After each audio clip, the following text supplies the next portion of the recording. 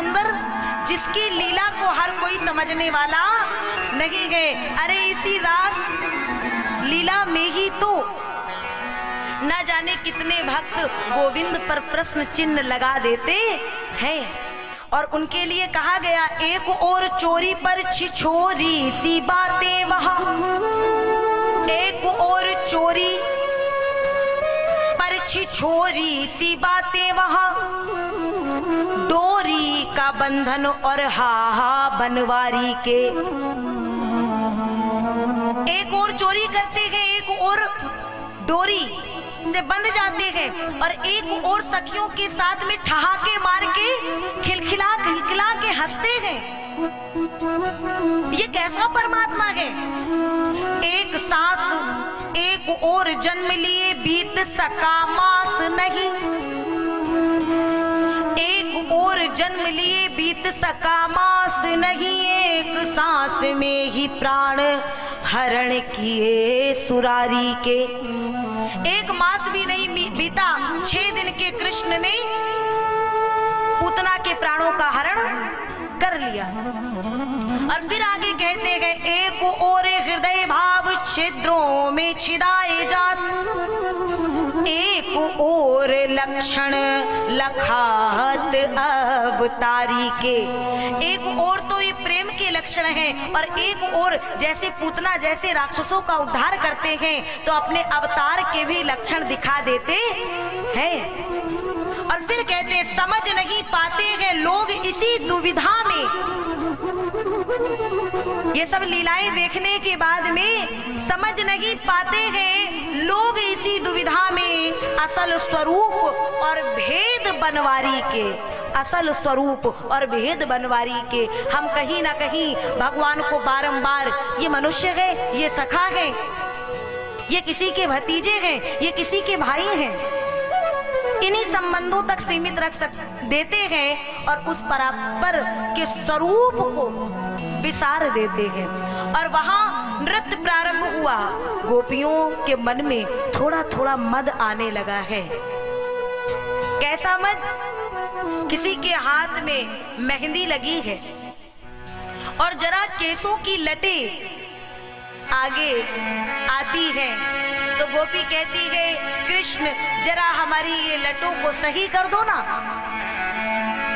अरे किसी के चरण दबाने लगे कृष्ण। और जब भगवान प्रेम में डूब करके ऐसे ये दृश्य, ऐसे ये चरित्र करने लगे तो गोपियों को लगा, देखो तो जरा, ये हमसे इतना प्रेम करते हैं, देखो कैसे सेवा कर रहे, कैसे सेवा कर रहे, देखो। बस यही तो है जहां हम भूल जाते हैं। ए सिर का घूंघट ये उड़ गया मेरा, अब अपने हाथ उड़ा जा कन्हैया, मोरे हाथों में मेहंदी लगी।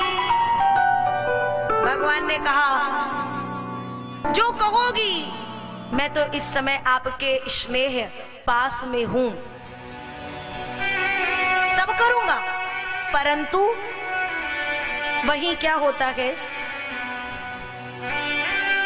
भगवान तो सुंदर श्रृंगार करने में लगे हैं, लेकिन गोपियों के हृदय में एक अभिमान आ गया कि ये कृष्ण कहे कुछ भी, पर ये हमारे बिना रह ही नहीं सकता है। और जहां यह बात आई, जितनी भी भगवान कृष्ण जितनी गोपियों के साथ में यह नृत्य कर रहे हैं, रास रचा रहे हैं, भगवान वहां से गोपियों के मध्य से अंतर्ध्यान हो गए, गायब हो गए। अब गोपियों ने देखा इधर उधर चारों ओर कहीं कृष्ण दिखाई नहीं दे रहे हैं। मैंने पहले भी बताया कि मेरा कोई, भगवान कहते हैं, मेरा कोई कितना भी प्रिय क्यों ना हो, उसके भी मन में यदि अभिमान के यह भाव आ जाएंगे तो मुझे उससे दूर जाने में कोई समय नहीं लगता है। और जीवन में ध्यान रखना, हम कथा सुनते हैं, कथा कराते हैं, कथा कहते भी हैं, परंतु इन तीनों पद्धतियों में हमारे हृदय में जरा सा भी मद रहेगा, जरा सा भी मैं रहेगा, तो ना हमें कहने में आनंद आएगा, ना श्रवण में वो आनंद आएगा। और जब कहने और सुनने में आनंद नहीं आएगा तो ऐसी स्थिति में कहानी तो हो सकती है पर कथा होने वाली नहीं है। आज कहीं कहीं कुछ ऐसा माहौल दिखता है, इसलिए मैंने ये बात कही। भगवान अंतर ध्यान हो गए और तब समस्त गोपियां भगवान को खोजने निकली। राधा को प्रभु लेकर के चलते हैं। अब कोई भक्त प्रश्न कर दे, राधा जी के भी मन में अभिमान नहीं? राधा जी ने ये लीला करके दिखाई कि राधा के समान कोई प्रिय क्यों ना हो। उसके भी हृदय पे यदि मद आता है तो भगवान को दूरी बनाने में समय नहीं लगता है। मेरे पाँव में बड़ी पीड़ा हो रही है गोविंद, आगे चलने की सामर्थ्य नहीं है, आप उपाय करें। कृष्ण ने राधा को लिया, अपने कांधे पर बिराजा है और कृष्ण चल दिए, श्री राधे वहीं रह गई। जबकि हमारे कृष्ण का जो भक्तों के प्रति प्रेम है वो कैसा है? कहते हैं एक दिन एक कुछ नगीने, साधारण से नगीनों को बेचता हुआ एक व्यापारी नंद जी के महल की ओर गया और वहां पर पहुंचने के बाद उसे लगा महल बहुत बड़ा है। साधारण से नग थे, अगर यहाँ ये मेरे नग, मेरी सामग्री बिक गई तो मुझे जितना पैसा चाहिए उतना मिल जाएगा, मेरा काम हो जाएगा। गया, नंद महल में जैसे ही प्रवेश लिया ना, भीतर जाते ही उसे मोतियों की लड़ियां दिख गई। जो ही मोतियों की लड़ियां दिखी, वो व्यापारी बोला नहीं, मेरे साधारण से नगीने इन मोतियों की लड़ियों से घिरे महल के लोगों को कहां पसंद आएंगे। वो व्यापारी वहां से निराश होकर के चला। मार्ग में भगवान कृष्ण मिल गए। भगवान ने उसकी मनाह स्थिति देखी और नंद राय जी भी उधर से आए और कृष्ण मचल गए। देखो भगवान भक्तों के लिए क्या करते हैं, मचल गए कृष्ण। बाबा मुझे इसके नगीने चाहिए। बाबा ने कहा नहीं, हमारे पास में बहुत नगीने हैं। बहुत ध्यान से सुनिएगा कि भगवान भक्तों के लिए क्या क्या कर देते हैं। बहुत नगीने हैं, नगी लेंगे, लेकिन बाल हट है। व्यापारी ने अपनी टोकरी को खोला ना, तो उसके जो साधारण नगीने थे वो नगीने नगी मोती बन चुके हैं। वो नगीने मोती बन गए और बाबा ने पूरे की पूरी टोकरी खरीदी, कृष्ण को दे दी और कृष्ण वो टोकरी को ले जाकर के महल के आंगन में बैठ गए। और क्या किया देखिए, एक थाल में खूब माटी ली और माटी लेकर के जो मोती हैं उनको बीच बीच में बो रहे हैं। मैया यशोदा और जो गोपियां हैं वो कृष्ण की ठिठोली करने लगी। एक अनुए क्या बो रहा है? गेहूं, धान, चना। कृष्ण कहते नाना मैया मैं मोती बो रहा हूं। मोती बो रहा है और आपको पता है जैसे ही मोतियों को बोए माटी में रखते हैं, जल का छिड़काव दिए, सबके देखते देखते उस माटी के भीतर से एक पौधा प्रकट हो गया।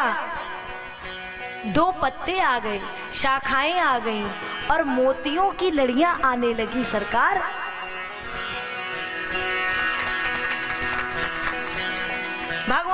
समस्त मोतियों को आने दिया, बिखरने दिया, और फिर समस्त मोतियों को ले जाकर जब ये रास में पहुंचते हैं ना, तब एक एक गोपी को देते हैं, श्रृंगार करते हैं उन मोतियों से गोपियों का। अरे परब्रह्म परमात्मा कितना हम भक्तों के लिए प्रेम, स्नेह, भाव उड़ेल देते हैं, लेकिन हम भक्त दो दो पल में इस मद को लाके और भगवान को अपने से दूर कर देते हैं। भगवान गायब हुए और गोपियों को अपनी गलती का भान हुआ। गोपियां रोती, बिलखती, तड़पती हुई और जब चली, हे गोविंद कहाँ हो गोपाल, माना हमसे भूल हुई है, माना हमसे गलती हुई है, लेकिन दोनों हाथ जोड़ करके हम अपनी भूल के लिए क्षमा प्रार्थी हैं। अब दर्शन दे दो। जयति तेधिकम जन्मना ब्रज।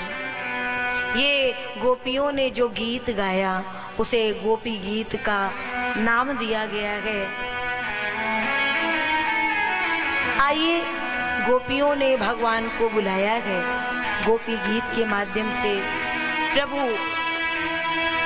आपने हमें उस विष युक्त जल से बचाया, दावाग्नि से बचाया, पग पग पे हमारी रक्षा की, लेकिन प्रभु यदि इस विरह की अग्नि में जलाना था तो वहां ना बचाते।